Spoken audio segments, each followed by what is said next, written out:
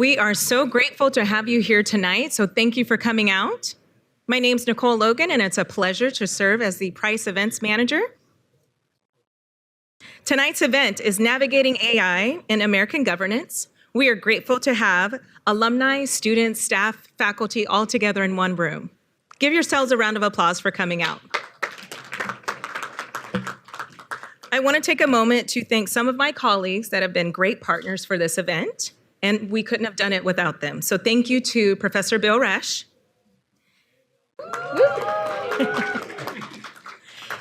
Thank you to our Associate Dean of Advancement, Ariga Bernal. She's there waving. Thank you to our Assistant Dean of the Office of Admissions, Marisol Rios. Thank you to our Director of Career Services, Valerie Savior. And thank you to our lead writer for Price Communications, Kristen Hedrick. I also want to give a special thank you to our Price School Dean, Dean Christopher Boone, for being here tonight and for supporting this event. I now invite our Dean to come up and give his opening remarks. Thank you. So this was sitting on my chair, so I got to work it into my comments somehow. I'll just wave it randomly and see if it has the intended effect.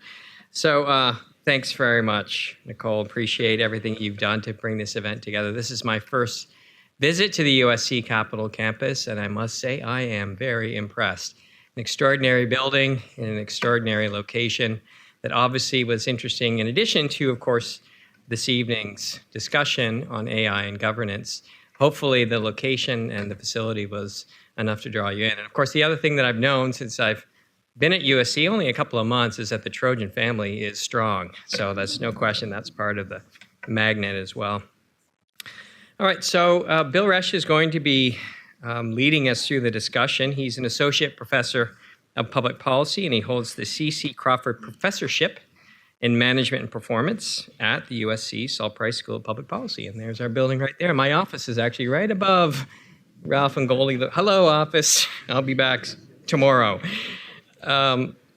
He's also director of USC's Civic Leadership Education and Research Initiative, otherwise known as the CLEAR Initiative. That's not the airport thing, right? That's different. No, it's not. It's a little bit different. His work on civil service institutions and labor markets has garnered several awards, including from the Academy of Management, the American Society for Public Administration, and the American Political Science Association. Among them, his book, Rethinking the Administrative Presidency, won APSA's 2019 Herbert Simon Award for its lasting contribution to the study of public administration.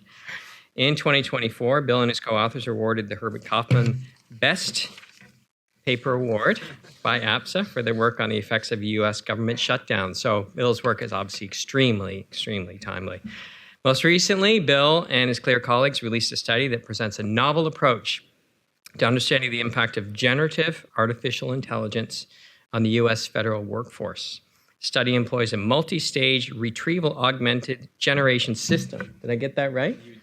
That's what it says here, so I hope it's right. To analyze shifts in competencies across occupations in the federal government, providing insights that are both timely and crucial for workforce planning in the public sector. Please join me in welcoming to the stage Dr. Bill Resh. You want the pom-pom? Appreciate it. Oh, yeah, sure. Why not? Okay. Fight on, my friends, fight on. Okay. So good evening, everyone, and welcome to tonight's discussion on navigating AI in American governance, held in support of our students. And our students right now are in the midst of a 4-day course of artificial intelligence in public policy and management at USC. I'd like for a second if our students could just stand up so that you know who they are. And please take the opportunity to welcome them to DC. And also, please, if you get an opportunity later, say hello to them. So the course explores AI's impact on federal governance, focusing on policy formulation, implementation, and oversight. It combines theoretical knowledge with practical case studies and experiential learning, including a week here at our beautiful DC campus, which, my God, it's so beautiful. It's so nice. Smells new. It's got that new car smell, right? And the course is supported by the Volcker Alliance and the IBM Center for the Business of Government.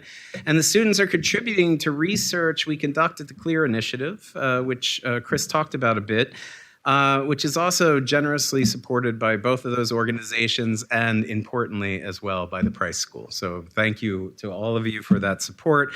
And throughout this week, we've been privileged to host a series of experts who have shared their insights on the quote-unquote fourth industrial revolution as the advent of these emerging technologies has been, really in affecting the way that we think of policy delivery, policy formulation, so on and so forth. And so please let me take a moment to recognize the speakers who have contributed to our students' learning journey throughout this week and throughout the course. So not just this week, also visiting us online, also visiting us in LA, some of whom are here tonight. And so please join me in acknowledging their support. And please, if you are here, many of them are here, but some are not, please stand if you are indeed with us.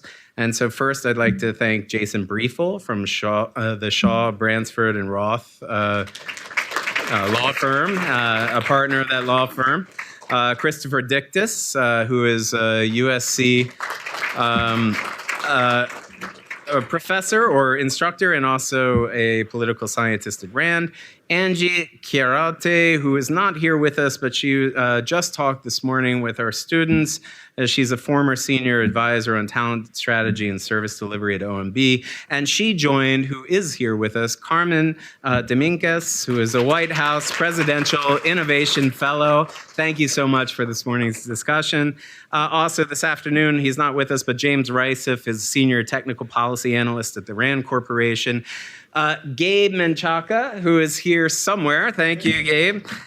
He is at the Niskanen Center for State Capacity and also is familiar with all these folks because he used to be at OMB. Logan O'Shaughnessy, I hope, is here. Private Counsel and Chief Privacy Officer for the United States Senate Sergeant at Arms and also a USC instructor. Thank you, Logan, so much. He'll be visiting our students later this week. Brandon DeBrule is somewhere here, I believe. He's a doctoral student at the Price School and a policy analyst at RAND, and he's been gave a great kind of introductory lecture to our students. And the doyen of the field of AI and its effect on governance, I hope he's here, but if he's not, Chris Kraft, are you here? Christopher Kraft from DHS. He's going to be closing out this week in terms of our discussion. So thank you all to your contributions to our students. So tonight, I'm going to introduce each of our speakers, give a little introduction. As I'm giving the introduction, they'll go up and take their seats. So first, I'd like to start with Dan Chenok. And we're honored to have Dan, the executive director of, yes, please, the IBM Center of the Business of Government. Dan is a renowned expert in government technology, cybersecurity, privacy, and public policy, with a career spanning both the public and private sectors. Before joining IBM, Dan had held leadership roles in consulting with Pragmatics and SRA International, but he has really been central to all things having to do with implementation at the federal level for essentially 30 years now, right? And he knows administration in and out, knows policy in and out, and he's been awarded as such, right? He's a fellow with the National Academy of Public Administration, chair of the policy committee for the Senior Executives Association, and the awards just go down the list for him. But importantly, his insights lately, as we've been navigating these new emerging technologies, Dan has been at the forefront of sponsoring research that is looking at these issues and how we can integrate them most ably within the federal government. And so thank you, Dan, for all your support to scholarship and to the federal civil service generally. And so now I'd like to also introduce Taka Ariga, the former Chief AI Officer at the U.S. Office of Personnel Management and currently the CEO of Soul Imagination, LLC. Taka is a distinguished leader in the field of artificial intelligence and data science with a background that includes serving as the first Chief Data Scientist and Director of the Innovation Lab at the Government Accountability Office. And at GAO, Taka led the adoption of emerging technologies such as AI, blockchain, cloud services, all to enhance oversight capabilities of that very important but small, unfortunately, it needs to be bigger, agency.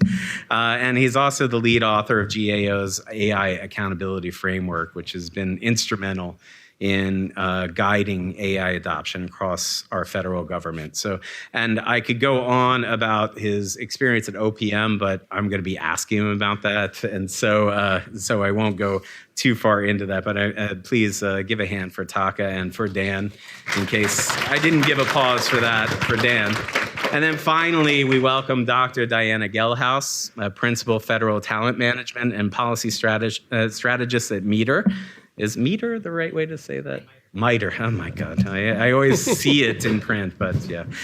So with over 20 years of experience in public policy, Dr. Gelhaus has led significant initiatives in think tanks and government. Most recently, she served as the Director of Economy at the Special Competitive Studies Project, otherwise known as SCSP.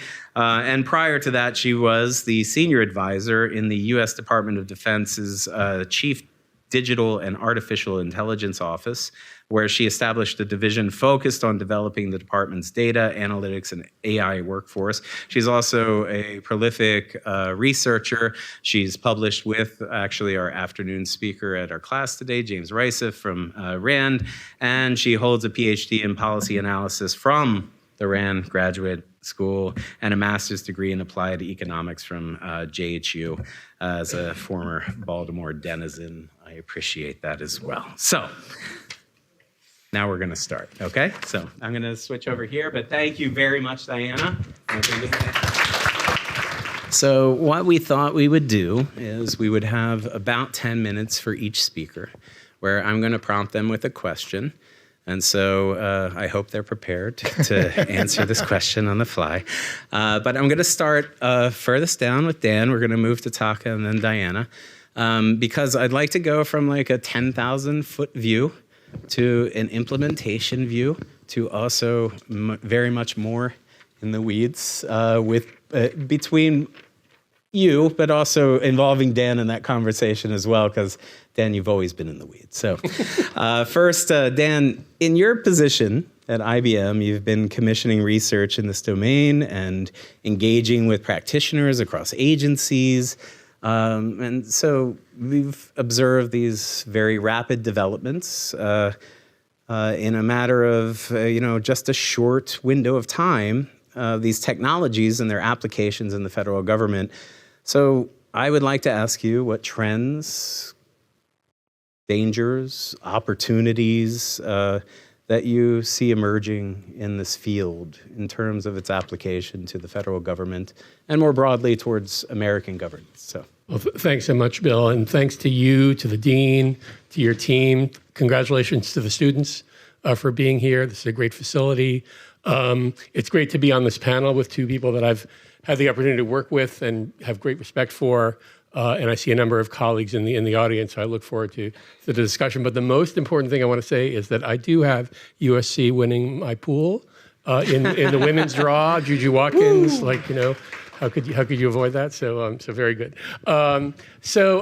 If I think about sort of the 10,000-foot view, I mean, people think of AI as like we've done this now for the last decade or so, and I'll talk about that, but we had technologies that did similar things in the analytics space for decades. If you think back, and people thought about this for decades. How many people remember 2001: A Space Odyssey, the film, right? So there was HAL. By the way, HAL, that's one letter away from IBM. If you think HIAP, and anyway, I always like to work that in. So people have been thinking about the possibility of what would happen if you could actually have computers and software applications that can learn and help people do their jobs better for a long time.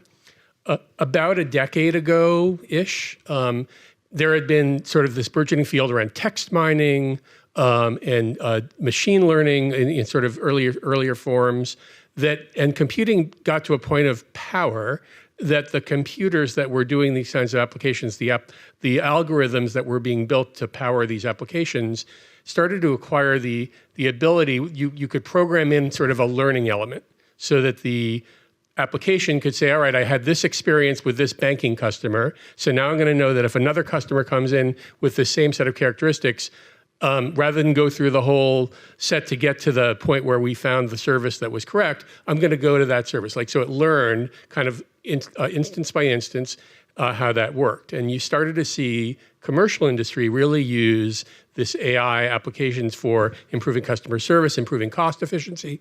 We're sort of bringing in the ability to shorten the cycle of compliance with various elements in terms of once it took information and then provided a service out, whether it was, again, banking or trade, commerce, et cetera. And government, as usual, government is, by the way, really good at framing basic research that industry can learn from. And then it's not so good at actually adopting the research that industry puts forward. And I'll put on a hat that I share with several people in the audience, my former OMB hat, which is the budget. The cycle of the budget does not work at the speed of AI. Because basically in the federal budget, when you come up with an idea, if you use the traditional budget process, you're actually not spending the money on that idea for at least 2 years. So you have to think about how do you bring in these technologies, and it's a longer tail. And there are ways, and we'll get into this, I'm sure, in the discussion, that the government can accelerate that timeline. So the government started to bring in these applications, and we actually did our first report on AI. And by the way, I want to Bill's report is going to be fantastic. Everybody in this room, we're going to get it to the one that's coming up soon that the dean spoke about. So we really look forward to that as well. But actually it was about 7 years ago, we worked with a nonprofit called the Partnership for Public Service. And we wrote a report called The Future Has Begun. And we basically said, who are the early innovators in the AI space? And I'll call out a couple that were doing really interesting work even back then. One is at the Department of Labor. There's the Bureau of Labor Statistics, which many of you may know collects workforce information.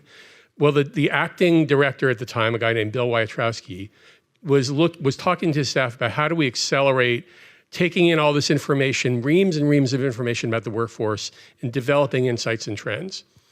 And if you think about, for decades, government analysts have taken data and sort of gone through it on paper and come out, weeks or maybe months later with the trends.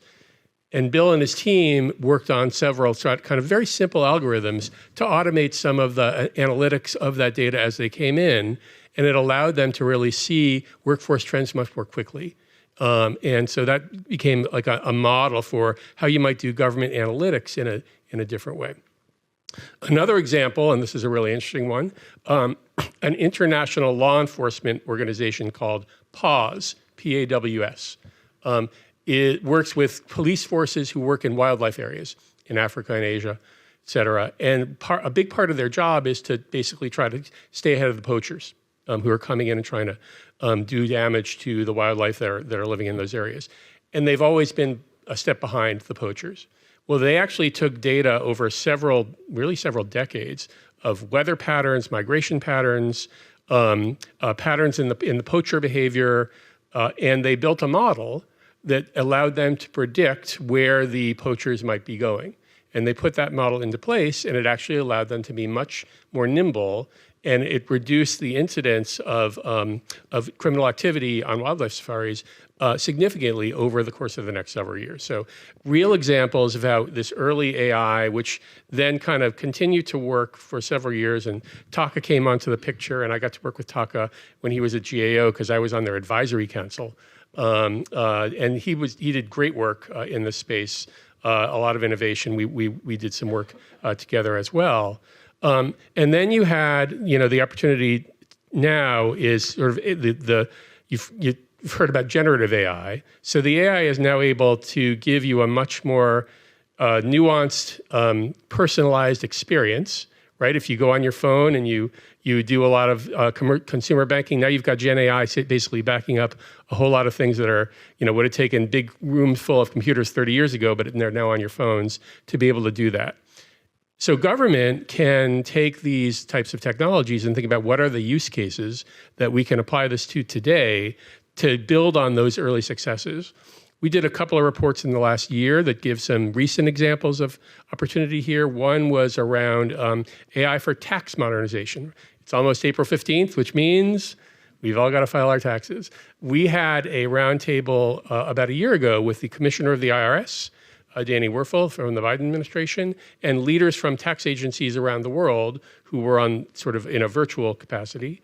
And we kind of harvested all the work that they're doing and the ideas, and then we work with a different graduate school to write a paper on AI and tax modernization. How can it improve customer service so that your experience with the IRS, although it's never pleasant, can be a little bit more like a good experience when you deal with consumer banking or e-commerce? How can the IRS staff actually use AI to sift through the vast majority of information that's legitimate? Like people want to, it's a voluntary tax compliance system that we have. Most people want to do the right thing. So how do you sift through that and find the adversaries, the bad guys who are trying to trip up the system?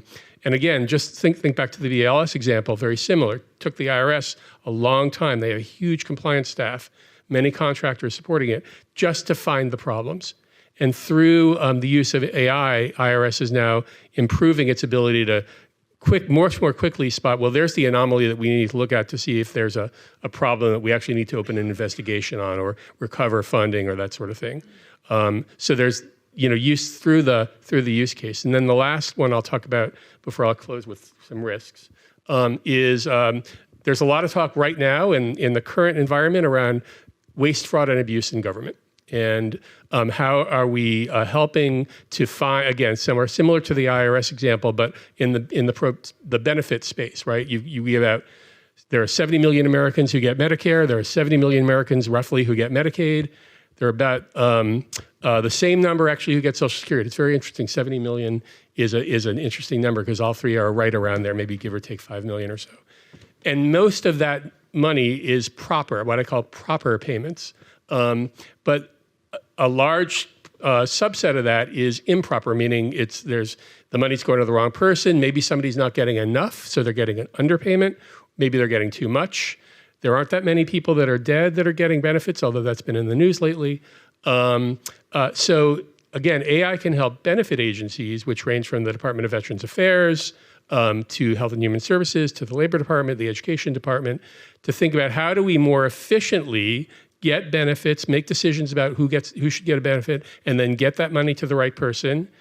And then also more quickly find the bad guys who are trying to steal from government. Or find the example where there's a program that's spitting out the wrong information, and so there's an error in the program and it's creating waste. That sort of thing. So there's real opportunities today to deal with significant issues that are on the plate today for AI and generative AI to help government do its job better. So I'll close with a couple of risks and then we can get into those. So obviously you guys have probably all been talking about, biased data coming into the models that you have. And so think about, it's really important to think from the basics. Let's make sure we have data that is accurate and also reflects the current state of the world that the algorithm is trying to provide an answer to. So if you have data around, if you're in New York City and you're trying to deal with data around urban planning and you're using a data set that's 10 years old, it's probably not going to tell you the current situation. So it's really important to think about how can we supplement data, because data is often a little bit out of date. How do we supplement that and make sure that we adjust it so that the data that is going into the model is reflecting the state of the world that government is dealing with? Another risk is that we don't develop the model in a way that understands all of the things that could go wrong, right? If you think linearly, many coders, I'm not a coder, but many sort of think, how do I get from A to B in a series of steps?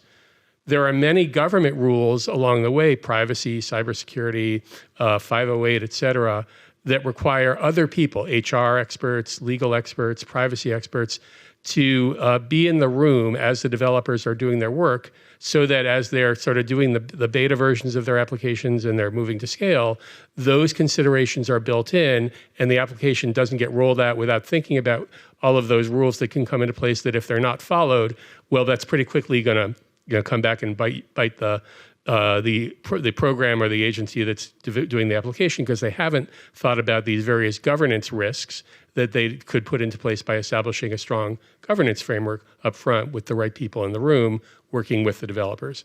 And then last point, since I did chair the government cybersecurity oversight group for NIST, the National Institute of Standards and Technology for years, is I always want to talk about cyber.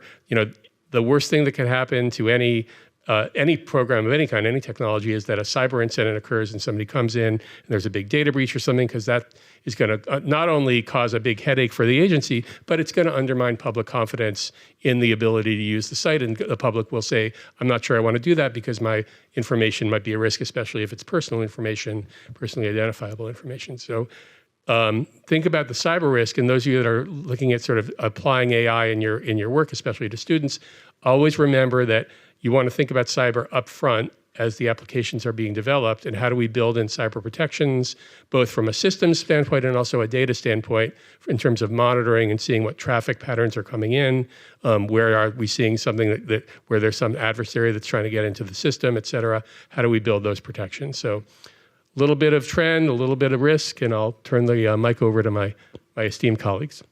Thank you so much, Dan.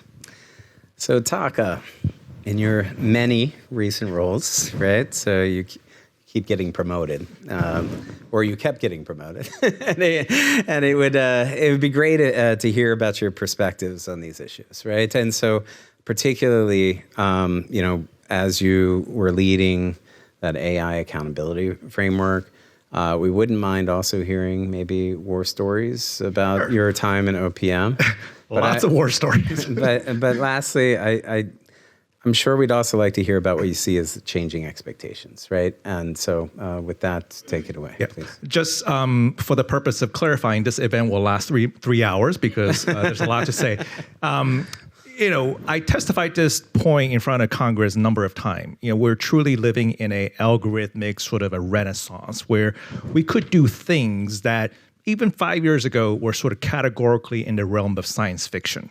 Right. Now, you can argue whether a music performed by an AI system is art or not. That's, we can debate about that, but you can now generate image by simply describing them. You can have sort of very sort of fascinating generation of functional software code without even having to learn a single line of sort of programming language. As a matter of fact, when I was at OPM, we were actively thinking about how can we use use AI to refactor, by the way, speaking of job security, if you ever want to be a COBOL programmer, we were actively thinking about how do you use AI to refactor some of these legacy mainframe applications, because we couldn't find people to actually do it. They've all retired, and we couldn't really pluck them out of the retirement home.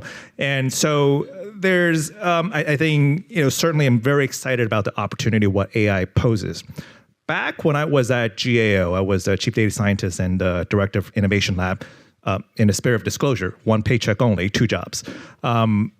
We were very much focused on a question of everyone was talking about AI implementation needs to be done accountable. Well, what does that really mean? That kind of sounds like a physician's Hippocratic oath, do no harm. But in the context of machine learning, in the context of the system, what does accountable AI really mean? So we did some sort of research, literature research, and we didn't really find a concrete model from an oversight perspective. When you say your data is not biased, well, how do you demonstrate that? GAO is in the business of trust but verify. We love to trust you, but we want to see verifiable evidence when you say your models are not drifting or that you have a governance structure, that you're, have sort of protections around data. We wanted to see the evidence that. But even within GAO, we didn't know what to ask, right? We couldn't just come, in front of the agency to say, show me how your AI is accountable. They wouldn't know what to give to us, and we wouldn't know how to evaluate them. So it was at the time, a very, I think, forward-thinking sort of engagement that GAO took on. And just a bit of behind-the-scenes sausage making. GAO traditionally doesn't initiate work until Congress tells us to do something. But in this context, Congress didn't. But we were seeing the impact of what AI could do, but also the risks that Dan was talking about that could potentially manifest into sort of real consequences, whether that's privacy, whether it's copyrights, disparate impact, things like that. So under the Comptroller General's own authority, we initiated this process of developing the AI accountability framework. We convened a panel of experts, and we debated over what are some of the evidence that we want to look at, what are some of the sort of procedures that we want to apply from an oversight perspective. So what came out back in 21, by the way, before NIST came out with their AI risk management framework, was the GAO's AI accountability framework. But what's interesting is that we also had a number of conversations with what I'll just call industry partners. So technology providers, law firms, who I thought will infinitely have some perspective to provide when it comes to risk and accountability of AI.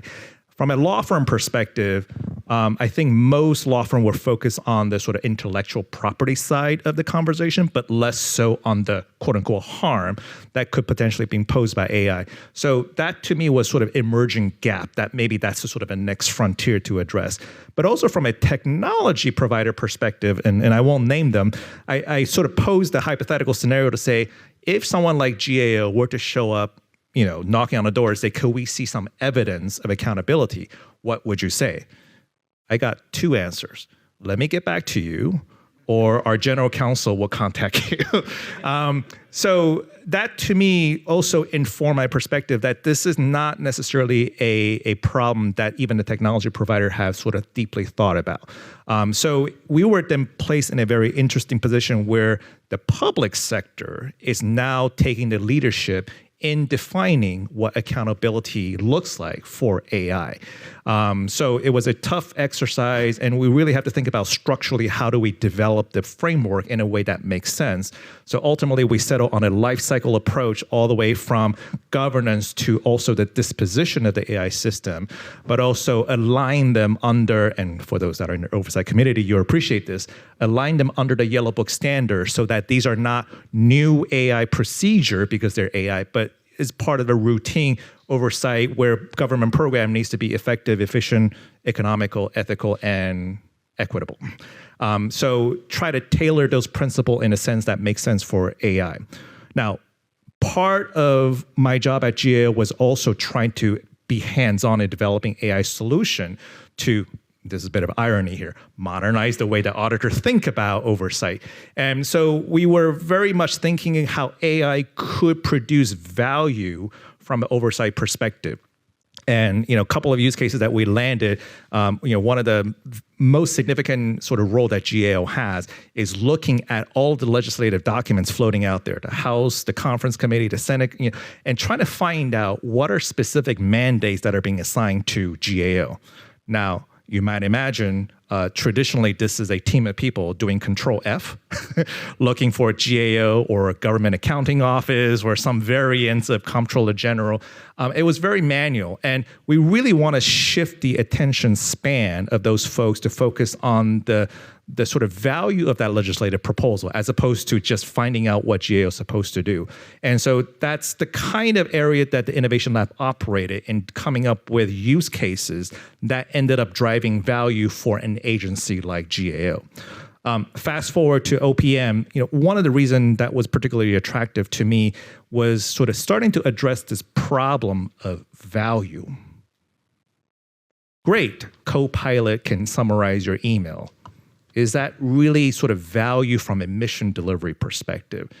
Great that you can produce PowerPoint in 5 minutes as opposed to 5 hours. Is that really a value?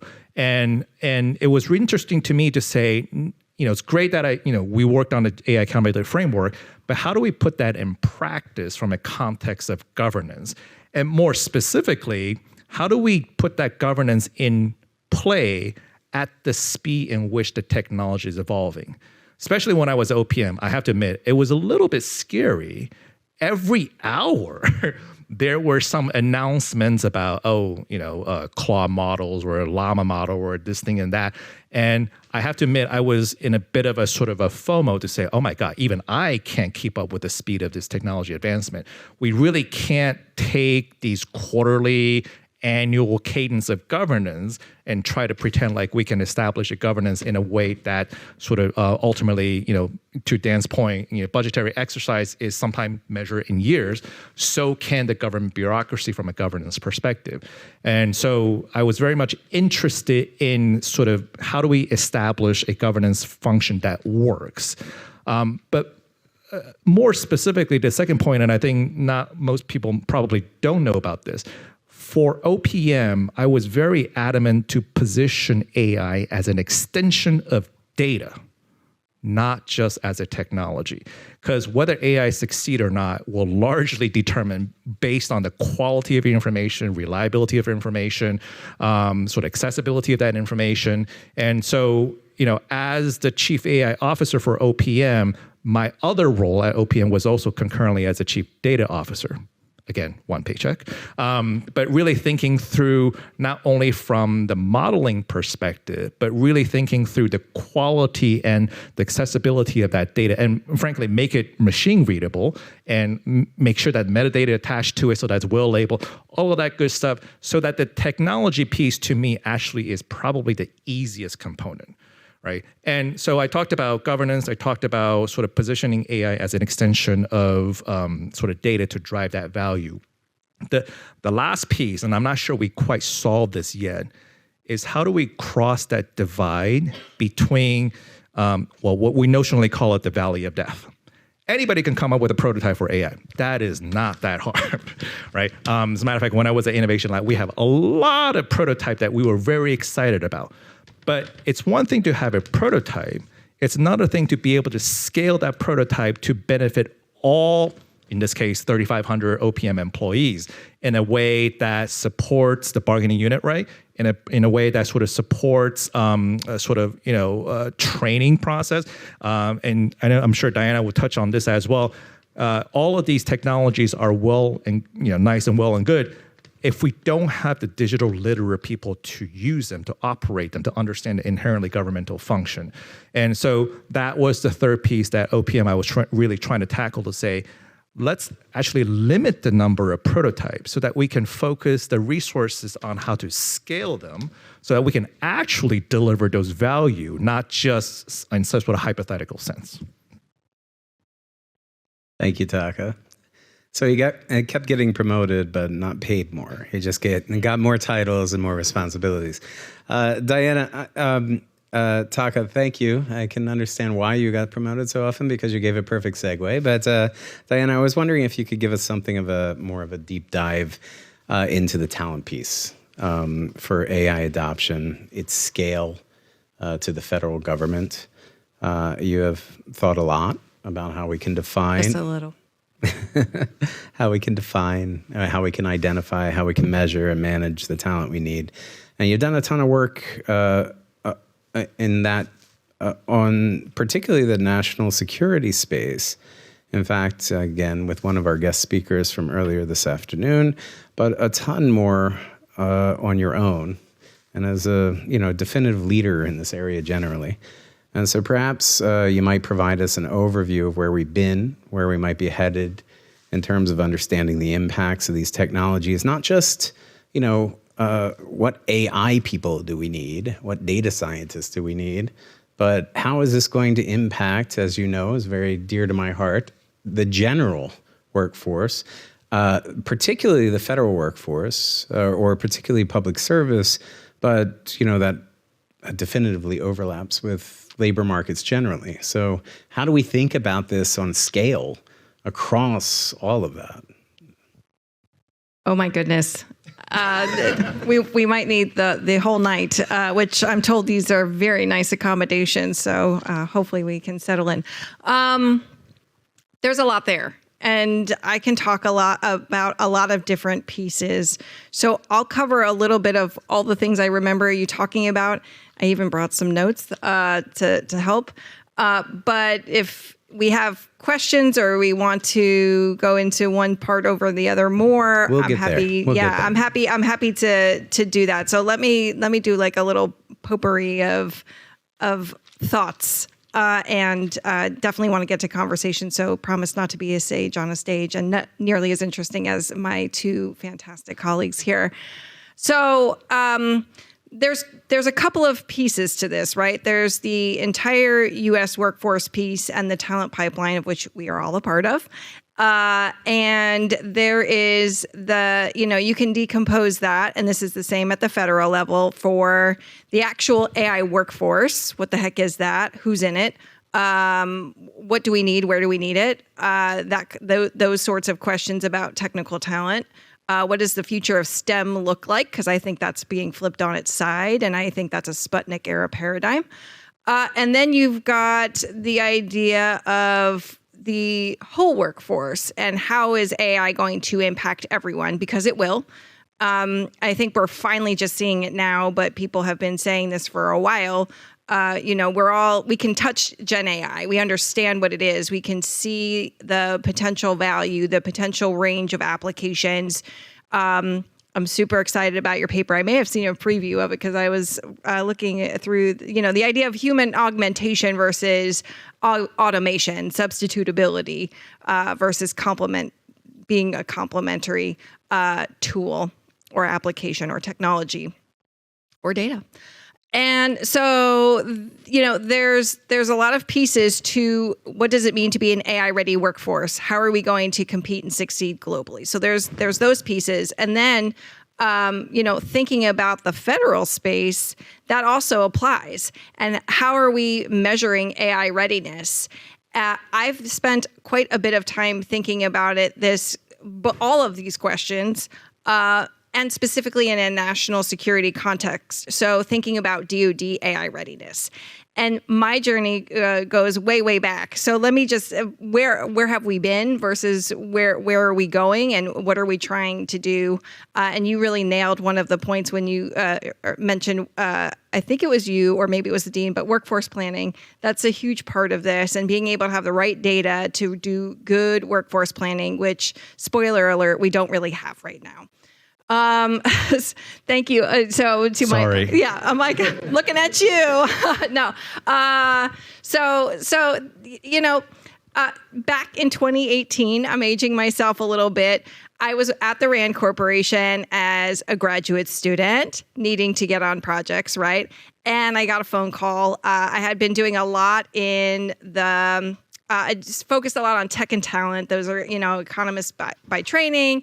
Was writing a dissertation on military recruiting.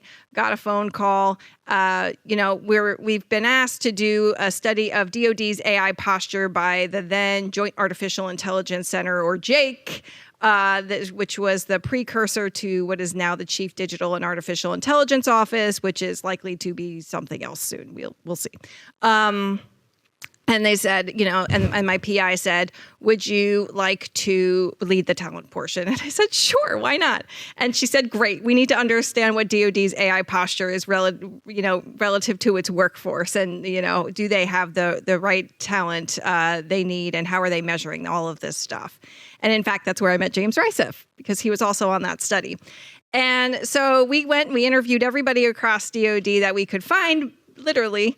And we found a big nothing burger. They were not prepared for AI, and they had no way of defining or identifying what it meant to be AI talent, thinking about skills demand. There were only very few pockets that were thinking about deploying AI in any serious way. So, I carried that forward and said, this feels like a gap that we should be looking into, and how can we start to move that needle forward? In the years that followed, a bunch of reports came out looking at this potential gap. There was a commission, a congressionally charged commission called the National Security Commission on AI. They wrote a huge final report. If you are policy students who are interested in AI, go have a read. If you are wondering what happened to the commission, it sunset in late 2021. Dr. Eric Schmidt was the chair of that commission. He said the work is not done, and he spun up an organization called the Special Competitive Studies Project, which is where I just was before joining MITRE. So there is an organization that is continuing to beat that drum and think about AI policy, especially from a national security perspective, and they're pretty influential in this town. So they had a whole piece on the workforce. At the same time, I was continuing my work, and congressional legislative proposals came out. Nothing really happened, though. We really didn't see much progress there for many reasons about how the government operates. We can get into that in Q&A. But it's a hard problem. And when you don't have the right taxonomy to talk about a workforce requirement that you can't define, and it's not written into the budget, right? Like it's really hard to wrap your arms around advocating for a workforce you can't measure and define. So I wrote a paper at CSET. So I went to a place after RAND, I graduated, called the Center for Security and Emerging Technology, or Georgetown, or CSET, and spun up a whole line of research, not only on the whole U.S. workforce piece, but really, also looking at the federal workforce piece and the Department of Defense piece. And basically realized, doing some data exploration from the American Community Survey, a great open source Census Bureau product, and found that, in fact, the national security community actually employs a lot of technical talent. They just don't even realize they have it. They're not even using the talent they have. There's no career pathways for these people. And so it's easy to complain about recruiting talent. It's harder to actually solve the problem of how you're actually going to define, identify, and manage and promote this talent, right? So really getting at the heart of that. Fast forward a little bit more, went to the Department of Defense to actually try to implement on some of the recommendations in that report. Spun up a division, the Digital Talent Management Division, trying to get after that. Lots of organizational politicking, so way above my pay grade. Only one paycheck also, unfortunately. And so anyway, I'm being the sage on the stage I said I wouldn't be, so I'm sorry about that. But what we tried to do is get after some of these measurement questions in a different way, called work roles.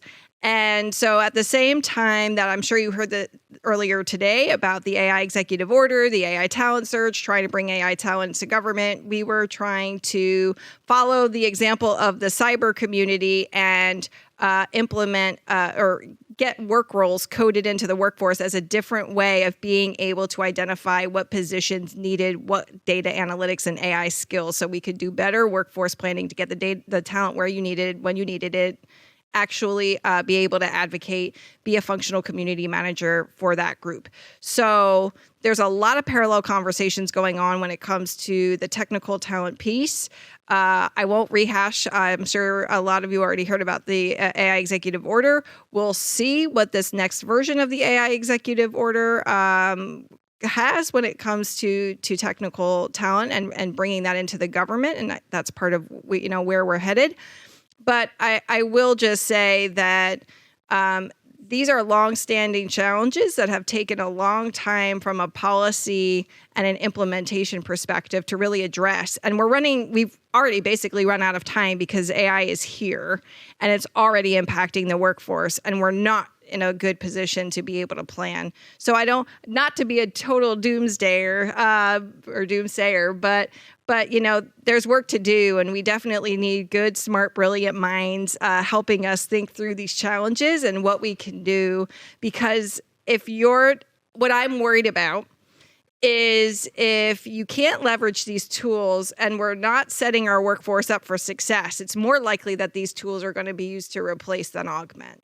Because you need to be able to use these tools and add additional value into the role you're doing. So we can talk as much about work roles as we want, but I'll put that aside and just end with a few comments about where I think we're headed. And I think, just putting my national security hat on, because that's the space I am the most familiar with, it's an interesting time in the government. I think there's a lot of change and transition. but I think it's pretty clear that AI is a driving force for a lot of where, and I don't mean to speak on behalf of the administration. I'm not in the administration. But it seems to me that leveraging AI at scale across a range of applications, from acquisition to financial management to HR and so on, is going to be here to stay, is going to be important. And so to me, you've got, again, those two branches. You've got the, what does it mean to be technical talent? Like what kinds of skills are we looking for, where and when? What should the future mix for force planning and design, especially from a warfighting perspective, look like? I think there's a lot of really interesting questions there. And then you've got this broader piece of what is the future federal workforce going to look like? And I can speak mostly from a DoD perspective, but I think we should be ready for some more change as AI really starts to be deployed across a range of applications and a range of roles and responsibilities. And I also think it will be very interesting to see what the mix is of what is inherently a government function versus what is inherently an industry or a contractor function. And I think those are some of the harder conversations that are being had now that will also impact what the future shape of the federal workforce looks like, particularly in the Department of Defense. I can talk ad nauseum about the broader U.S. workforce, but I'm going to stop there. I could have listened ad nauseum, but that being said, thank you so much. I've been trying to jot down notes like as I can on my lap, right? So, but one thing that I've kind of heard emerge across this in terms of both opportunities but also dangers is the concept of accountability, right? And particularly from you, I've heard more about the human element as it relates to accountability. One of the advantages of being in an interdisciplinary school is that we get we have focus on particular policy domains, but we get to exchange with colleagues about the political economy in which those policies take place. We get to understand institutions from a human level. And I think about accountability in many terms, right? Particularly in a separation of power system, right? And I've heard rhetoric from the left just coming from UK's Starmer about how they're going to completely redo ministries and replace jobs with AI. And I've certainly heard it from the right. Sorry, stage right for you, left, whatever. The point being is that we've heard it across the spectrum in terms of how easy it's going to be we're going to be able to plug in these issues. I want to give Taka a break because he apologized, but there was no reason for him to apologize. He was the chief data officer at OPM. And the first time I ever met Taka, he emailed me. He said, "Bill, I was told I'm supposed to talk to you." And then for a half an hour, he listened to me go basically complain. And Taka's response was, I know, right? And so, and Diana's been in the same space where we have to carefully think about strategic workforce planning around these technologies. We can't just replace functions without carefully thinking about that, right? But the problem is that we also have different institutions that are thinking differently about how to replace that, right? So particularly in the American context, where do you see the advantages in terms of our system of governance and the potential for, really, strategizing around these emerging technologies in a productive way that guard against some of the dangers that Dan talked about, also exploit some of the opportunities that we've talked about. But also, how is our system, maybe not poised for some of these, interventions? It's a big question. So just thinking more about how do we reform in a careful way our federal workforce around these technologies, and what are your prescriptions towards that? And I'm going to start with Diana since she was the last to go, and then we'll go down the line if that's okay. So because there is a lot, right? Yeah, but your prescriptions in terms of reforming, thinking about how we manage strategic workforce development within the federal government and generally in governance in the United States around these emerging technologies. Sure. Let me unpack two parts to this. One is the federal workforce piece, and then one is kind of the broader talent pipeline piece. And because I want to have some happy news, so I think from a federal workforce piece, it's we're asking this question in a really dynamic and unprecedented context. And AI is quite a bit at the front and center of all the change we see happening. We'll put aside whether the changes are happening in the right way, but change is happening. And the idea of strategic workforce planning, to me, has never been more important. But I don't think that we really have the infrastructure in place to do it at scale. And I think agencies are at varying levels of maturity and what they're able to do and the data they collect and their analytic capability. And, that's where I'm excited to hear where you fall on that, how much support OPM provides. I think, you've got these small agencies who have very limited capability and resourcing. You've got much larger agencies like the Department of Defense, which is, 3 million people. And then you have to break that down into their 46 components. It's a whole thing, right? And then, so there's so many different pieces to good strategic workforce planning. I have seen pockets that do it well. I've seen places like Air Force Research Lab. They are really trying to get after that. I have seen in the Army, they just stood up a new software career field. They're going to stand up an AI career field. Like, they are trying to get after this idea of we actually need to define something to be able to measure something, to be able to then plan for something.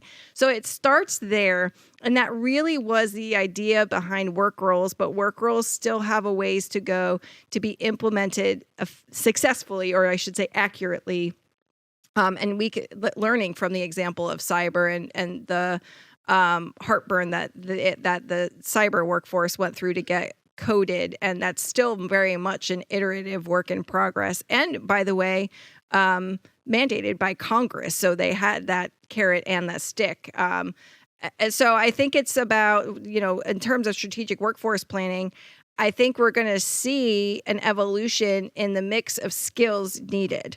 I think, and the roles and responsibilities needed, and potentially the sizing of different types of talent, and that's particularly something I'm tracking in the military for how many people do you need of what functional area and where, and how are these people going to be deployed, and the education and training piece, which some good news, AI can help solve, because AI can help solve some of the educational challenges that we've been talking about for a long time in terms of customized education. And then just like on the last note about the education system writ large, I think there's a huge movement to think about AI education, AI readiness from a workforce perspective, and a lot of exciting things happening at the state and local level, and even in terms of regional clusters. So there are some really good things happening. They just need to be a bit more coordinated and good program evaluation to see what works at scale in terms of,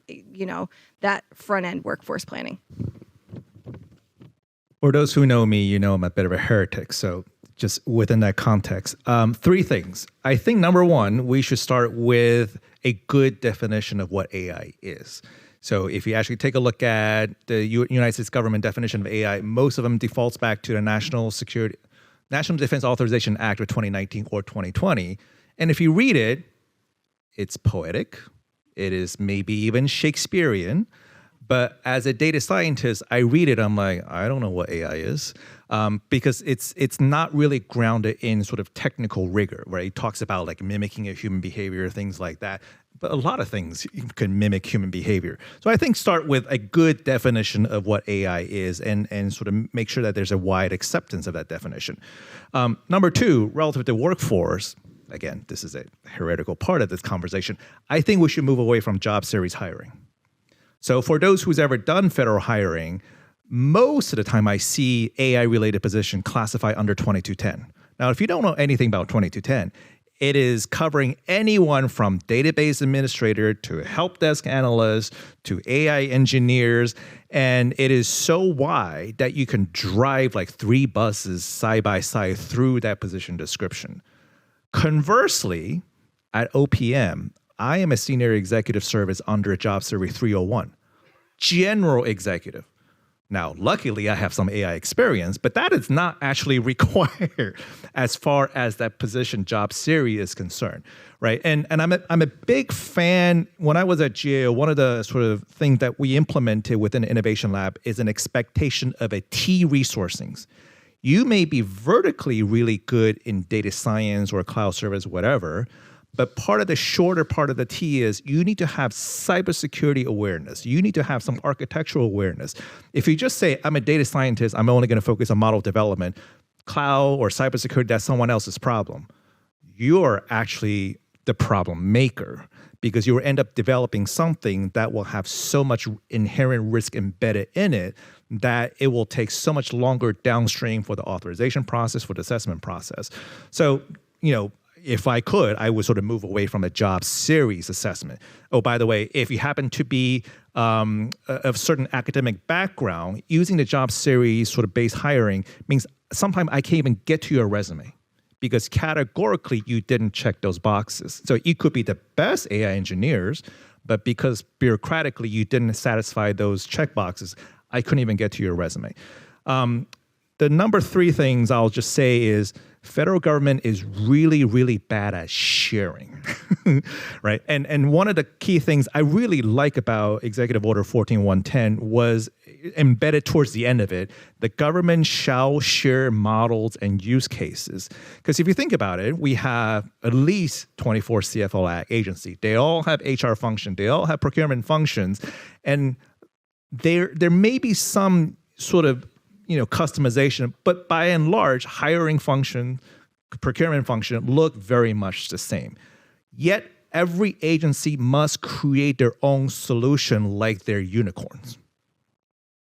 That was one of my biggest gripes when I was a legislative branch agency as well. Whatever solution that we develop in GAO, there's no technical prohibition for me to share, but the cultural and institutional barrier to share was so high. Right? I would love to be able to someday, I'm able to tap into Air Force's GitHub to say, oh, I see that use case. That sounds like something that I have a use for. Let me borrow maybe some code base, some model way, so that I don't have to start from scratch. But right now, I think within the government sort of sphere, the definition of innovation is you do your own things and we don't talk to each other. Dan? Okay, great comments. So I would, first of all, I'll note that the problem about job series classification bills report will have some, I think, insights on that and how that connects to AI skills and in different classifications. So again, another plug for you. Thanks so much. I would say I'm going to do ABC. So if you're thinking about the workforce, and Diana talked about this augment versus replace paradigm, so you want to kind of think about governing the workforce, and this goes for the government as well as in the commercial sector, so that you can help people make better decisions and replace tasks that are common and boring, and enable them to do better service, better analysis, reach insights more quickly. Most people in the government, I've never met somebody in the government that says, I got all my work done today and I have nothing left on my to-do list. So AI can help with task automation as opposed to job elimination. And that does require, back to the workforce point, about reskilling so that people can be better at sort of understanding that their job is really around analysis of something to make a product, a service, a benefits program, a compliance regime, a national security system, better, targeted, more accurate, et cetera, and not have to do a lot of the grunt work that they have been trained to think is their job. So that's one thing is like, and IBM and many other companies share this ethos that, AI should be used to augment decision making and not to replace people. So that's one thing. The second thing is in the government workforce, we've been talking mostly about government employees, but most of what the government does, especially in the technology space, gets done by people from companies who are working under contract with government, sometimes people in the nonprofit sector who are working with government or the research sector. And you get, like, if you go to any government workplace, for the most part, you're going to see a lot of contract employees and some government employees. And think about sort of the blended workforce, as it's called, the B, to think how do we properly allocate, this gets back to the inherently governmental versus what can industry do best. How do we allocate risk, oversight, get government better at defining requirements and then let industry do what it does best, innovating to meet those requirements? How do we kind of think about that in a workforce framework so that people are doing the right roles and not thinking that they have to do it all? Like if a lot of time you get promoted in government because you know how to do it all in your program. And it's sort of a different version of the Taka sharing point. How do you actually operate as a leader of a governance team that includes contractors who work for you, often partner agencies, often nonprofits in the space of your mission space in agencies, which might be healthcare if you're at HHS or law enforcement if you're at DHS. So think about like how does that workforce come together to work, and how does AI make that cohesion across those elements of the workforce that gets stuff done for the public sector, not just from the government workforce, but the government workforce working as part of this larger community. How do you think about that?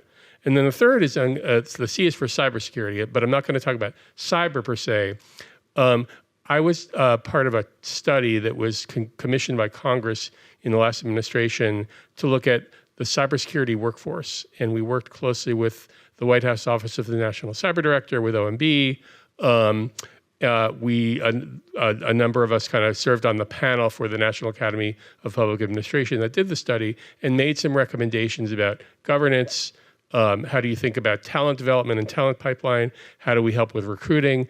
I think a similar kind of broad scoped study with congressional imprimatur, that could be useful. So if anybody here knows congressional staff, that could be an interesting study to develop, and maybe one of us or more of us can help work on that study. So a few thoughts in that space. Can I add one more thing? I think Diana and Dan both mentioned inherently governmental, right? So Dan also mentioned sort of IRS use case. So when it comes to detecting fraud at IRS, I presume it's not IRS uploading my tax return into chatgpt.com and says, look for fraud here, right? So inherently governmental function becomes, how do we develop an AI system with secure by design principle, with privacy first, with all these layers of sort of democratic value that we have to uphold before we get to the AI capabilities. And so understanding those inherently governmental function, I think, puts federal government agency in a very unique position that it's not just about the core AI capabilities, because I think most people would be aghast if IRS was using chatgpt.com to do fraud detection for a variety of, I think, very obvious reasons. So I think the inherently governmental function and understanding that is part of the sort of, I think, educational, policy directive work that continues today. Like to add to that? Okay. Good. I would go on. So, yeah, there's a lot to unpack here. First, I'm thinking of this concept of blended government, and then also how you maintain accountability in terms of inherently governmental functions, right? Diana's actually written on this, how blended really is our government, particularly in this domain, right? So, lots of people like to talk about government as a monopoly, but not as much as a monopsony, that is the single buyer, right? And what happens with that? As a single buyer, we see a lot of development of industrial complexes around different policy domains. And then people build their quote unquote business model, their private sector, quote unquote private sector model around what the government is buying, right? But how much, do we really see people from Silicon Valley coming into government or back and forth, right? Is it more from these complexes that build around these policy domains? And how do we get more integration of the top talent that are thinking about these technologies into government, at least into the space of government and into public service, but also maintaining those firewalls where we need to maintain those firewalls, right? I don't want my IRS information plugged in to ChatGPT. And we have a lot of experts actually in this crowd. And so I want to make sure that we have time for Q&A and maybe some insights as well from the rest of you, as well as our developing experts in our class, right? But you know, where do we think about the ethical kinds of lines that we need to draw, but also point towards and develop innovation in terms of the human talent that is necessary to think about these issues in a serious way, right? It's one thing to say, I've got a good ethical compass. It's another thing to say, I have a good ethical compass and understand these technologies, right? How do we do that? And I'm putting it on you, Taka. Oh, great. Thank you. So yeah, you referenced a paper that I co-authored with James Ricef. And I'll tell you a little bit about the paper and then I think where we're at right now.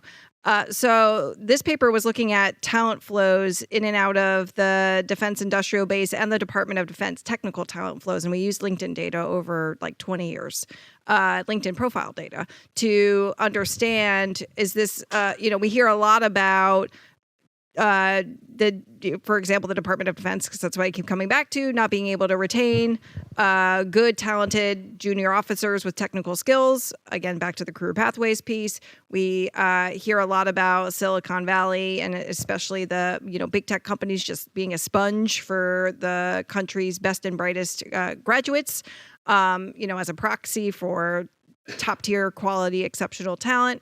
So we really wanted to unpack that with data, and we really did, and we did actually find that the big tech firms have been a sponge, that the centers of gravity for the defense community relative to where a lot of the top talent are a bit separate, both geographically and then from the industry perspective. A lot of talent flow was one directional. So DoD lost way more technical talent than it was bringing back in.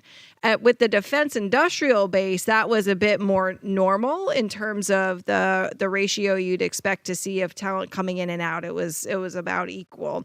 And so I'll say, we had a bunch of recommendations and implications in that report. Please, everybody, go check it out. But this is to say that the defense industrial base is a major source of talent.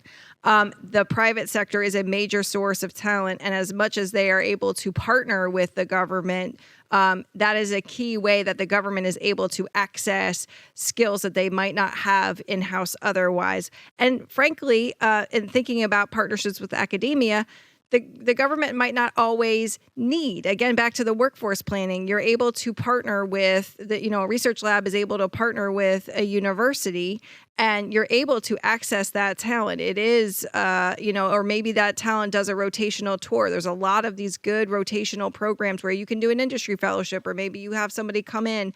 And that was the whole point of things like USDS and US Digital Corps and the Defense Digital Service. Like, let's bring talent in, but on a term appointment, because we want people to come in and out with fresh skills. This isn't meant to be we want to recruit you for 25 years and expect that your skills, especially in the technical space, which is innovating so quickly, are going to stay fresh, right? So we thought about different models of how you're able to bring in and access talent. I think where we're going, and back to the what does the foreseeable, the next year or few years look like? To me, it really is about building that bridge with the private sector, because I think there is a real drive from the tea leaves that I'm reading to bring in commercial solutions, to leverage cutting edge technology. And I think that's going to maybe give more talent flows. So not just like the defense innovation units of the world that are bringing in solutions, but to really shake up acquisition, to really shake up how agencies like the Department of Defense are able to access and work with the private sector. And it's not even just the tech industry. I see a lot in terms of the finance community too, and accessing like private capital and private equity and venture capital and that. So like I think we'll be seeing a lot more churn in a bi-directional way. Taka? Yeah, I'll double down on what Diana was mentioning in terms of this bi-directional bridge, right? I'll give a simple example. I get contacted by software vendors all the time, promising auto-magical capability that all your problem goes away if you buy these things. And my first question usually is your product FedRAMP? Fed who? And how do I go through the authority to operate process? What is that? Even the greatest technologists, if they don't understand, again, some of these inherently governmental function, we have a problem, right? And similarly, I think the federal workforce could learn a thing or two about the risk calibration of emerging technology. You mentioned DIU. When I first joined GAO, DIU was very generous with their time. And one of the things that stuck with me is that organizationally, they expect 25% of their invested projects to fail. Can you imagine me going back to GAO to say, you know what, I'm okay with 25% of the project to fail? I would have get kicked out of GAO. But the truth of the matter is there are so much inherent uncertainties related to emerging technology. To expect 100% success is a bit of a fallacy. So how do we innovate? I mean, I know industry calls it fail fast. Fail is not a great word in the federal government, so we need to pick another one. But the idea of having a recalibrated risk so that there's no expectation that everything is 100% successful. Learn fast. Better term. So we could talk about AI procurement all night. I know it's a topic on everybody's mind. The one thing I would say, a couple of points. One, so the idea of bringing in talent from private sector. Enchi Karate, who was here this morning, was part of this Tech Talent Initiative, some of you may know about, which is a fantastic initiative. And Carmen is here. Carmen's, okay, great. Fantastic initiative across all levels of government in terms of bringing in talented folks. The issue is that the government itself needs to think about its own governance model of how do we scale innovations that are often brought in by people from the outside, and they're really good innovations. They're coming in, they're trying to, disrupt the system, try to find new answers. And how do you move those into a scale where you've got a government program that's serving tens of millions of people, often with COBOL systems, and it's working fine, right? People are getting their benefits. They may not be getting them as efficiently as they could, but they're getting them. And so the government has, back to the risk tolerance point that Taka made, it's very risk averse in terms of how do we scale new innovations into these existing programs. And the government doesn't have a very good way of integrating these kind of the vanguard, the innovation of folks that are coming in with the kind of legacy people, which can be government and industry, who are operating these systems. And one of the things that our center works on now, again, with the National Academy of Public Administration, is something called the Agile Government Center, which is basically saying, how do we use agile techniques, which is originally a software term for do things small and in chunks and learn and then do the next thing. How do we build that into sort of scaling operations, not just from technology, but in how do we apply technology to programs? So that's, I think, a point we have to think about. When we bring in people who are outside of government to disrupt, that's really important and valuable. How do we work in a governance framework to make sure that their contributions lead to real change and not just a bunch of prototypes that are sitting in the GAO lab or something like that? The last point I'll make on this, from a sort of industry government perspective, how do we make sure that industry is ethically bound? I'll use an example from our research. The government of Canada actually a few years ago created a blanket purchase agreement, which is a fancy word for you go through a gate, and then if you get through the gate, you actually are allowed to sell to the government. So they created this agreement where companies had to come in and show how their solutions were meeting ethical guidelines: bias reduction, cybersecurity, transparency, explainability, things of that nature. And the companies that passed the gate were then able to work with agencies across ministries across the Canadian government. We don't have a sort of a government-wide procurement vehicle that does that, but it's an interesting model to think about, is there a way for companies to demonstrate that they can bring ethical practice in so that when government employees are working with company employees in this blended workforce, the government has confidence that they're getting sort of the best of industry and done in a way that's ethical, proper, and responsible. Thank you very much. And so for the rest of the conversation, I'd like to involve all of you. I think it's really important on the last point that we think about, we hear in our political rhetoric the word efficiency bandied about quite a bit, right? And I think this last part of the conversation that we've really, thought a little bit more carefully about, efficiency for what and efficiency for whom, and that when you think about those questions, that there's a lot to unpack, right? And we have experts who have talked to our class, and we have our class who are becoming experts in this domain. And so I think it would behoove us to not just maintain the stage for ourselves. And so what I'd like to talk about with you is what's on your mind around this. How would you like to engage with our expert speakers up here? And what's on your mind? I can start with Logan over there because he's been involved with this space in terms of the ethical space. But then after that, I'd like to bring in other questions or speakers as well. So sorry, Logan, to put you on the spot, but not a problem. I was thinking of you during this latter half of the conversations. No, not a problem. You must have read my mind because Bill, I've got questions. So, but I'll just start at one. And the theme around accountability has come up a number of times. And not only thinking about accountability from a development perspective and making sure we have cybersecurity and privacy protections, but one of the things that I don't, at least perhaps I just didn't hear, is what are those mechanisms that could be available for the public to see how their data is being used by government agencies that are deploying these AI systems.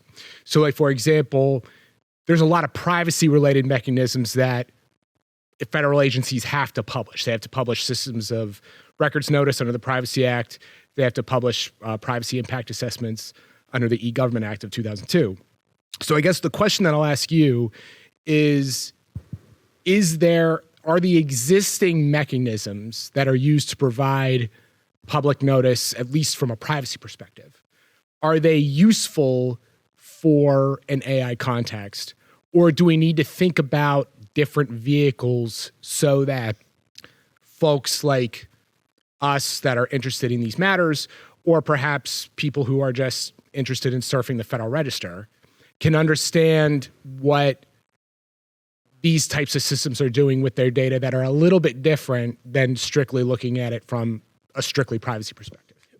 You mean systems of records notice in the Federal Register don't solve everything? Amazingly not. Well, you mentioned the E-Government Act, which is one of my favorite statutes because I helped to write it when I was at OMB. I will draw an analogy just to start out. Obviously, explainability and transparency are two values that we associate with responsible AI. And the mechanisms that the government has, to Logan's point, to provide that information are generally very compliance-oriented and poor, and only if you're a Washington, D.C. law firm, lobbyist, do you kind of know how to surf through this information.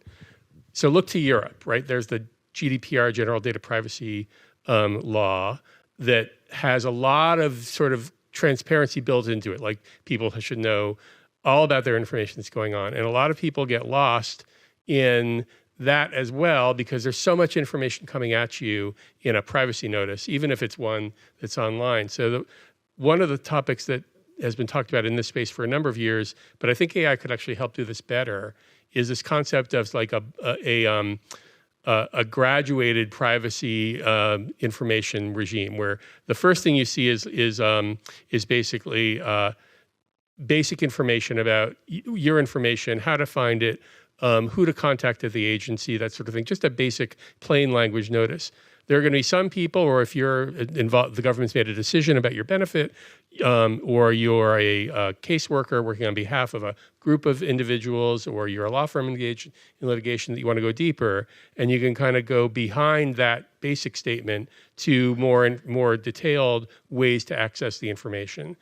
So I think the government can do a much better job of sort of creating what we call layered notices, which are, first you see the basic information that might solve 80% of people's problems, but many problems that go deep, to the point of the question, require a lot more information about how do you access it, how do we get to the information, how do we see what the agency's doing about it, and then sort of you go behind that to achieve that. That might be a way to think about sort of entry point for most people and then depth for the people that need it. Yeah, I work at GAO, so accountability is sort of in the name of the agency. I think it starts with changing the perspective, because sometimes accountability can be perceived as a brake on innovation, like we're slowing things down. But the truth of the matter is accountability is actually an accelerant, because it lays out the sort of boxes on what right looks like, or at least should look like. But going back to your questions, I think, this is sort of Taka speaking here, I think the right solution is probably Congress passes legislative remedy in terms of what good AI looks like. The practical reality is that the Congress can't even agree that Earth is not flat. So we're defaulting back to the established legal mechanism like the Privacy Act, like the Civil Rights Act, that weren't written with AI in mind, but folks are adapting those instruments for the purpose of supporting AI accountability.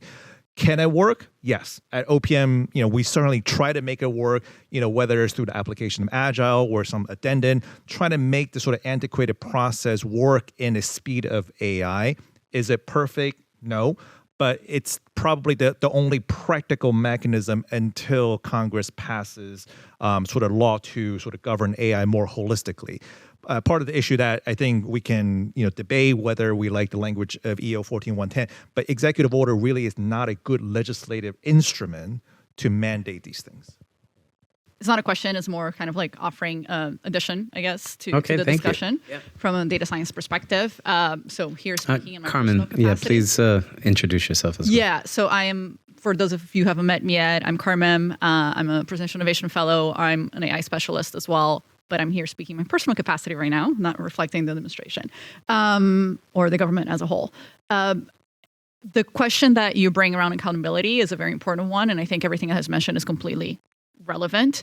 I think we addressed more kind of like cyber privacy and so on, but I think there's also another layer, right? So the impact that what you're doing is that what you're using the AI model that you're developing for is having on society, right? So not just the risk of hacking and that data being leaked and so on, but ensuring that different demographic groups are not being treated differently, right? Or discriminated against or put at risk because of the output of your models.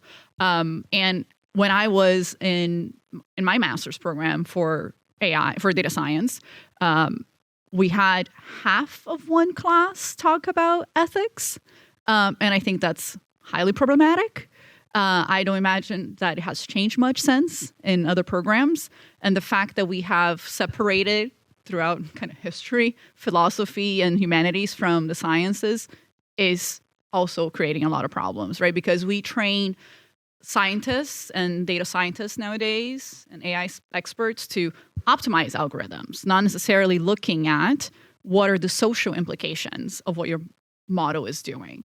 So I think we need to get back to basics and incorporate that in training. And you alluded to a Hippocratic oath, right? That doctors have and lawyers have an equivalent, right? Like a lot of professions do. And this is something that I've discussed with my data scientist friends for a while. We should have an equivalent for people who are developing algorithms, but not just the people who are developing algorithms, right? Because we don't want to put all the burden on the coders and the developers, but also on the decision makers, the business decision makers that are pushing for codes to go to production before it passes certain tests, before it passes, proper, quote unquote, red teaming, or not even red teaming level, right? But like impact assessments, if you will. So I just wanted to kind of offer that up as well. Carmen, where have you been all my life, first of all? And secondly, thank you very much. But secondly, this is the case, not just in data science, but actually, quite frankly, in public policy and political science, that there hasn't been as much of an overt kind of attention to ethics. I say this kind of selfishly as a person that teaches ethics in our policy program, but I can tell you across NASPA accredited institutions that there has been a lack of attention to ethics in lieu of other things, which we have limited time to teach things, right? That being said, our employers, the places where we are placing our MPPs, our MPAs, have been surveyed. And the number one skill that they have been emphasizing is able to manage in ethical ways, right? Able to understand the ethics of organization, able to understand the ethical landscape of the policy domain in which they're operating, right? That's not exactly how they answered it, but my point is that ethics always came up top, right? And so this isn't just a problem within data science, but it's really something that I think we're seeing with these emerging technologies, a re-emphasis of how important this is, especially from a human perspective, and where the human element is still critical, where these technologies can complement or augment the skills generally. And so that's why people like Logan are important and why I picked on him first. And so with that, let's Can I just offer one thought? Yes, of course. Excellent comment. The one thing that we have to think about from a sort of ethical application in society in terms of the models is the compared to what issue, right? Like if AI is improving the ability of cars in around a city to drive better, and you've got traffic patterns that are showing 1,000 accidents a day in a city, and with the AI cars, that is getting reduced to, let's say, 10. I'm making this up I'm dramatizing the effect for illustration. Those 10 accidents, even though you've got a much safer fleet, they're going to get on the front page. Oh my God, the AI car got into an accident.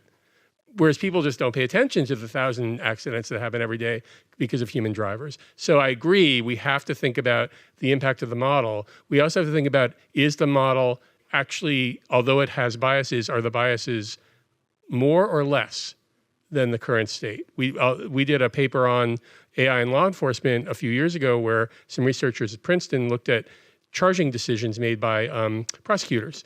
And it turned out that if they used AI models to help them estimate what the actual charge decision ought to be, that in terms of sort of looking at the population that they were dealing with, they got to a fairer result using the AI than not using the AI. They did a little bit of a sort of not quite a pre-post analysis, but they did some analysis. And that paper is still online, actually, if you're interested, and you can come up to me after I can refer. So there's a lot of sort of nuances to this issue, but it's such a critically important issue.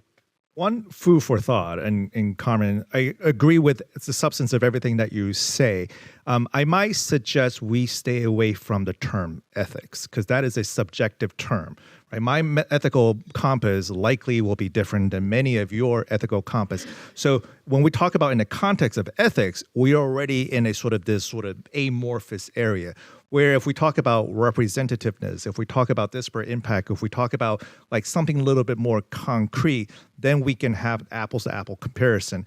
But even when I was at GAO, in the AI accountability framework, I don't think you'll find mentioning of the term ethics in there, just because we end up engaging in this, look, I like stinky tofu, you may not like stinky tofu, right? So there's already sort of some of these sort of friction that you might end up causing with terms like ethics. And so I think AI is one of those fields where there's some automagical nature to the technology that we end up applying colloquialism that's sort of lacking in precision, and it ends up creating a lot of sort of talking past each other. Yeah, by no means am I trying to impose any ethical view on anyone here. The point is being able to understand the portfolio of ethical perspectives that are brought to the table.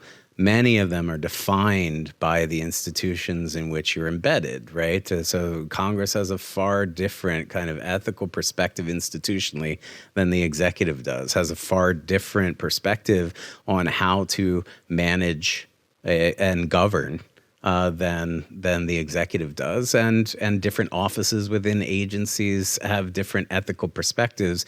It's the ability to navigate those various perspectives and to understand, where there may be particular ethical biases built into both the human perspective, that is the placement within a given agency, within a given occupation, and also within the models themselves. And so I'm not by any means, like semantically, I don't think I don't think that we differ in terms of our perspective, but it's a matter of, making sure that we have that compass boiled into the policymaking process around these technologies.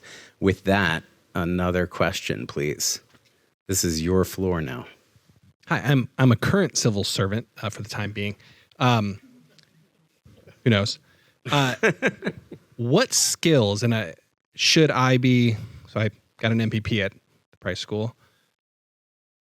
What skills are now obsolete versus what I received? And I was kind of thinking through, like, what kinds of upskilling should I be going for? I mean, I receive a million ads on Instagram. Take my 20 best AI courses. What skills should a worker be learning? And also, what should I be looking for in who I'm hiring, if I'm ever allowed to hire again? So I think, like, what does that actually look like? I mean, I can see tremendous value in. I sifted through hundreds of public comments, and we have to respond to every public comment. There was value in understanding the policy nuance from the public and all these different perspectives. So, like, so I guess a couple questions. What should we be learning? It almost feels like when I was first starting and I knew how to do advanced Excel things and model out things for education grants, and my boss was not an Excel user. So I feel like where should I be?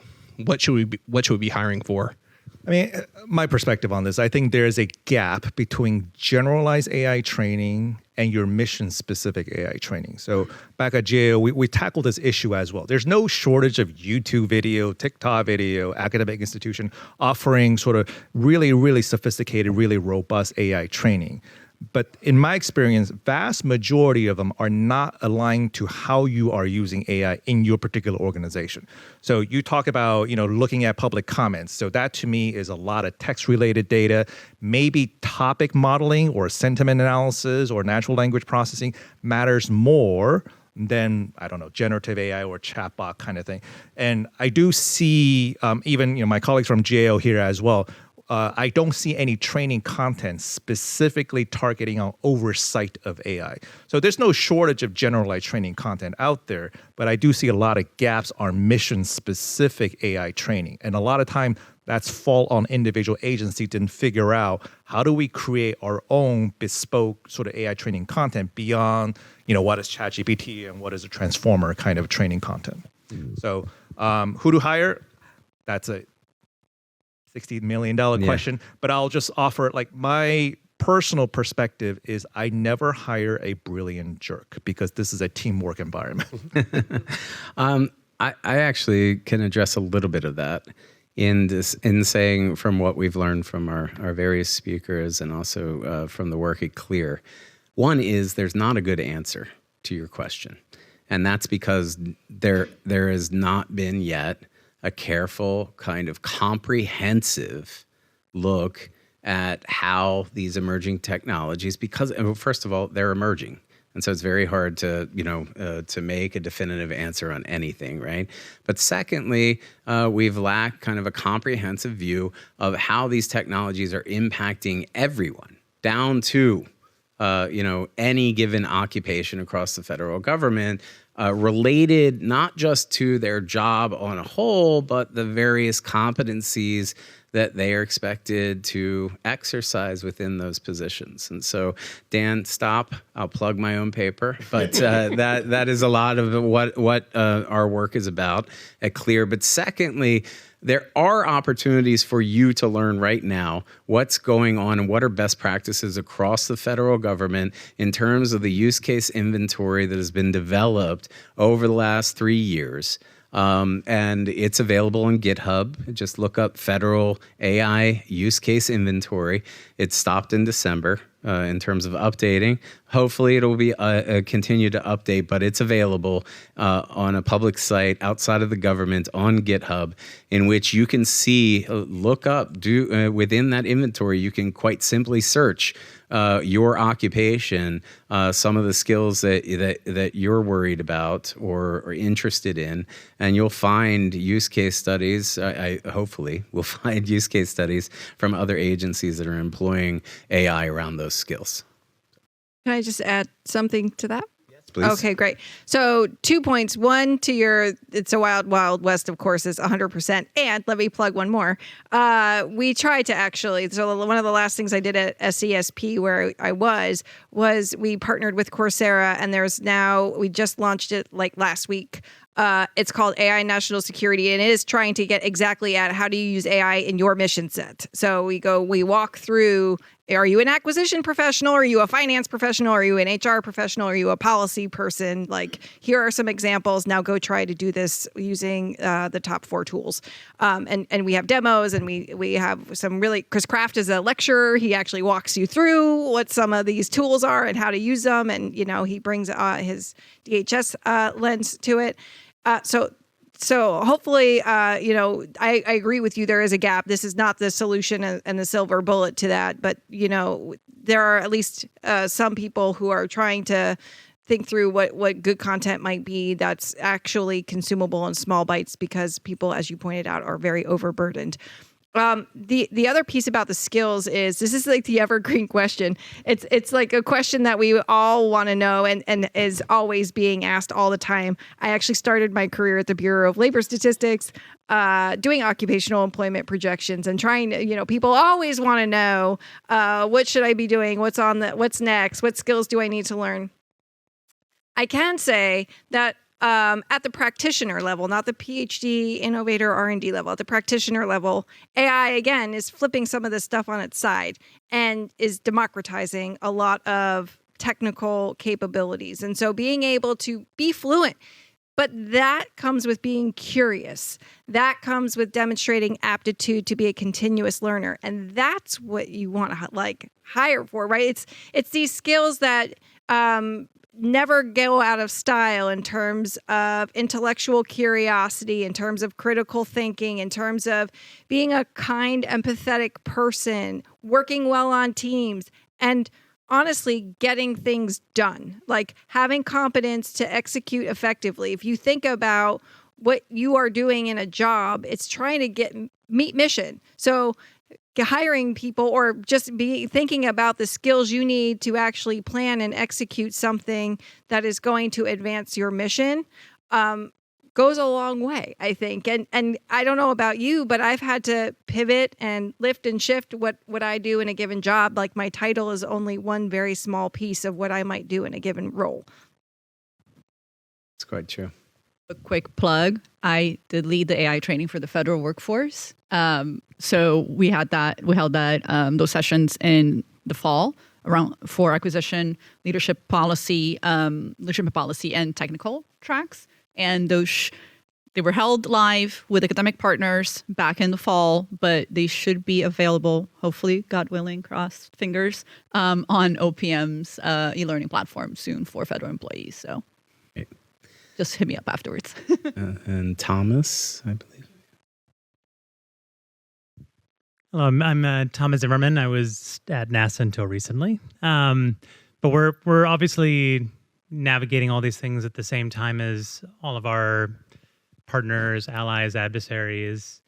I'd be curious to know if there's anything that you are seeing other states do that you find, instructive, either for good or ill, and if there's anything that other states are doing that is maybe unexpected or surprises you. When you say states, do you mean nation states? So a positive plug that OECD is bringing together lots of different countries around different use case applications. I mentioned the tax case. They actually have an international committee where countries come together and are talking with commissioners. The IRS commissioner is a member of this committee, at least in the last administration was. So there are models for bringing together a collective around learning from other agencies. Some of that report we wrote on AI and tax was based on insights from what other governments are doing with respect to privacy or compliance orientation that the IRS took and is now implementing.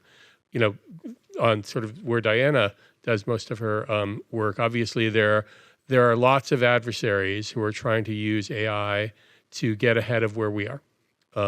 And part of this is only going to get more intense when quantum becomes more endemic as part of computing applications at a government and a commercial level, because the speed at which our adversaries are going to work is going to multiply by a gazillion, and we'll have to multiply by a gazillion as well, and think about how do we think about post-quantum cryptography and other kinds of cybersecurity regimes around that. So I think that part of the world is learning from other countries and what they're doing, and part is, to your question, is sort of how do we make sure that we understand behavior of adversaries, and there's a long history of how to adapt to that behavior, and there's literature around that. How do we best adapt that to these evolving technologies? I want to just be conscientious of time. We only have 5 minutes.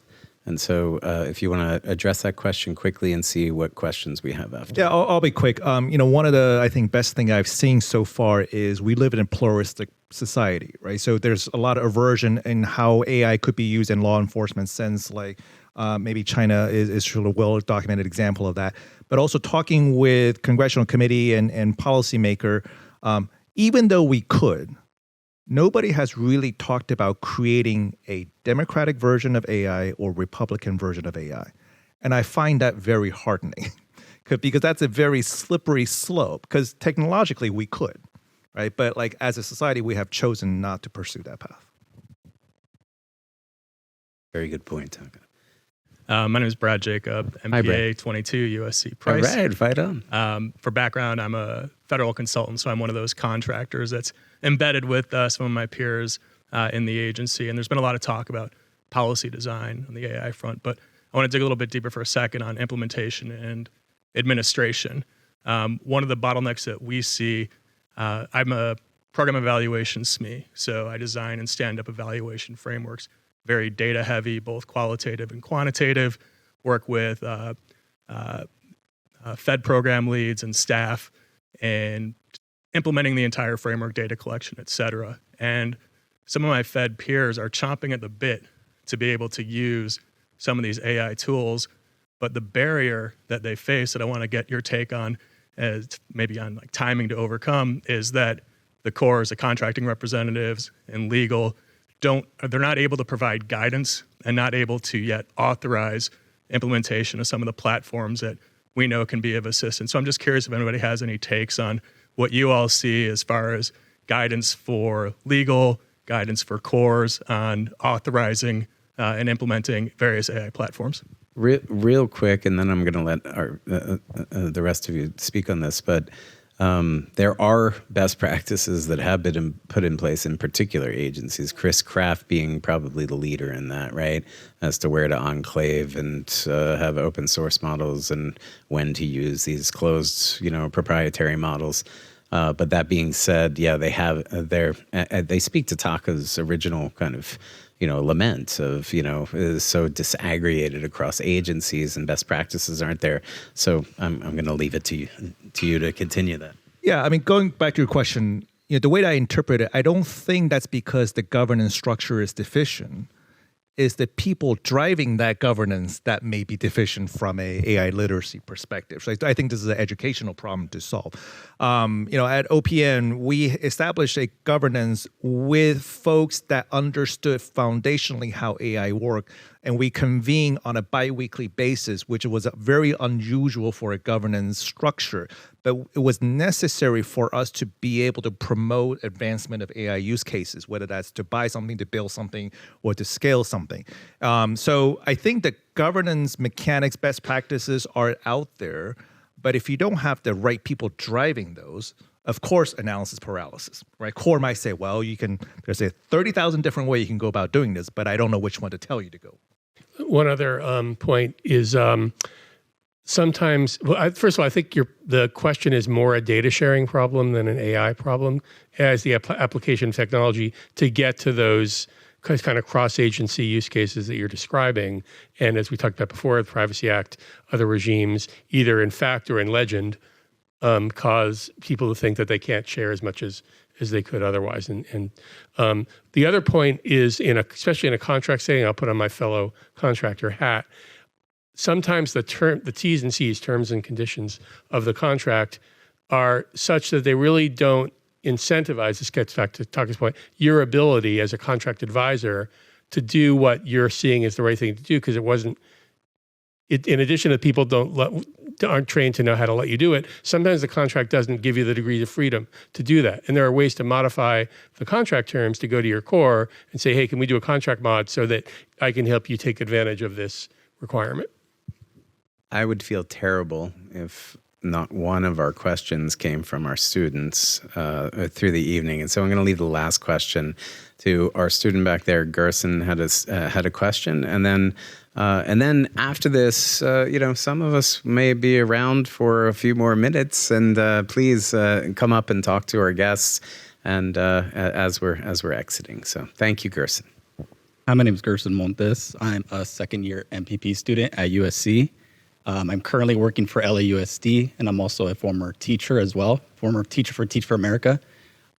My question is in regards to AI in education policy, and how do we see, I forgot who was speaking over here, but how do we see future generations, like, what's the conversations around that? And I know there's conversations, but how should it be going? Because a lot of these students are using it, but are they actually retaining the information that they're supposed to be, retaining? So I just want to know what you guys think as far as that, and how can the federal government play a role in that as well? Oh, I love that question. Thank you. I think a lot about this. No, so there's I like to decompose this into bite-sized parts. There's AI as an educational tool, and there's AI education, right? And you need both. And there's also, you said you as a former educator, professional development. So to help teachers help their students leverage these tools in an appropriate way. And so I think there was a piece in the New York Times out even like today about students are using it to cheat and they're getting their answers. And how are we going to address this? I think banning these tools in schools is a disservice to the students, because that is just not the way of the future. So I think it's about maybe flipping the classroom model, and it's almost like you need to make sure students have access to these tools and knowing, and what does it mean as an educator to still instill skills, and then also is about what are the learning objectives? What is it that we fundamentally want to be teaching students? What skills do we want students to be able to have as they're using these tools to help learn, complete assignments, and so on? So I think that there's a lot of conversation happening in the policy community right now. It is an incredibly active space. Happy to give you some resources afterwards. And there's conversations happening at the federal level too. There's been several pieces of legislation that have been introduced trying to get after AI education. They don't seem to be getting over the finish line. And you've also got the executive branch, like the National Science Foundation. They are doing a lot to move the ball forward on AI education. Not just K-12, by the way, also college. Like, I literally just went to a workshop with a whole bunch of universities last week where we talked about AI plus X and creating this interdisciplinary education, and whether it's X plus AI or AI plus X, like, what does that look like? There's so many different questions across the educational spectrum. The other piece I'll say is that, though, given the way that our education ecosystem is set up, it is very piecemeal. Some states are way out ahead. Some states are just getting started. There's a lot of states that have AI education guidelines, but they're not mandated in any kind of way. There's a lot of gaps in different school districts and how different school administrators view this problem or this issue. There's a lot of competing priorities in some school districts, right? So it's a really complicated question that is very dependent on the funding that the state has, how the school system is administered, their propensity to already have good tech programming and infrastructure. So there's a lot of questions there that I think we as a country need to do more to address in a systematic way to make sure that everybody is moving forward and having access to these tools and using them appropriately without loss of other skills. And the example people use a lot is the calculator and what that did to numeracy and what can we learn there in terms of making sure students are set for success. I'll just add 3 words. Teach professional skepticism. Right? Calculator, I love that example, but calculator is an example of deterministic world. Like 1 + 1 is always 2, no matter how you apply it. But AI is a probabilistic. The answer you get on Monday may be different than the answer you get on Thursday. And if we don't teach that foundational professional skepticism, how do you know that is the right answer for the right context? And if I see one more resume created by ChatGPT, I'm going to go ballistic. One other area, in addition to the dimensions that Diana talked about, is the educational assessment, right? In addition to learning and teaching, there's how do we know how much students know over time? And for several years, I chaired the Department of Education has a Digital Technology Advisory Council for their educational assessment program. And so that looked at various sort of ways that you could use AI to do things like personalized testing over time, so you could sort of have the test match the capability of the student taking it, and then looking more at test data across the educational infrastructure across the states, and sort of determine trends over time. So another area to think about, especially if you're thinking about using your teaching credentials. Thank you for your work with Teach for America. And thinking about how you apply what you're learning on AI in future work, you might think about that as a dimension as well.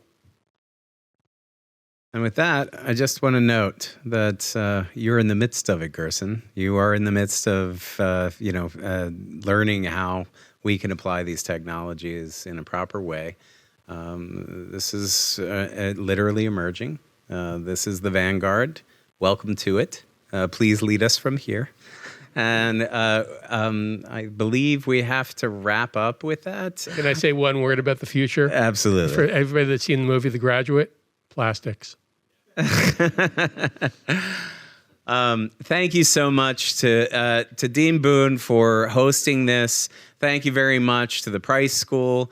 Thank you very much to IBM Center for Government. Thank you very much to the Volcker Alliance. And thanks so much to you for supporting our students and for this conversation. Much appreciated. Thank you so much to our 3 guests. And with that, good night, everybody.